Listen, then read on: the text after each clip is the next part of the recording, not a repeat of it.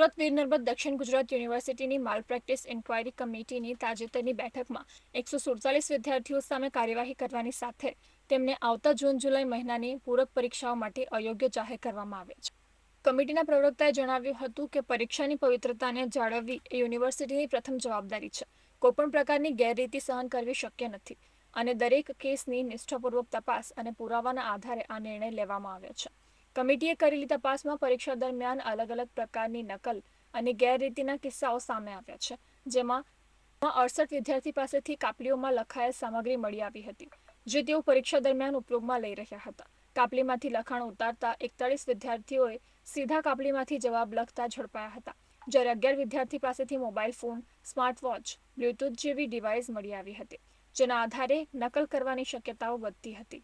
જ્યારે એક વિદ્યાર્થીએ પેન ઉપર લખાણ છુપાવ્યું હતું, જ્યારે કેટલાકે હાથ, પગ, પેન્સિલ, રબર વગેરે ઉપર લખાણ કરવાનો પ્રયત્ન કર્યો હતો. આક્ષેપિત તમામ વિદ્યાર્થીઓને તેમની બાજુ રજૂ કરવાનો અવસર આપવામાં આવ્યો હતો.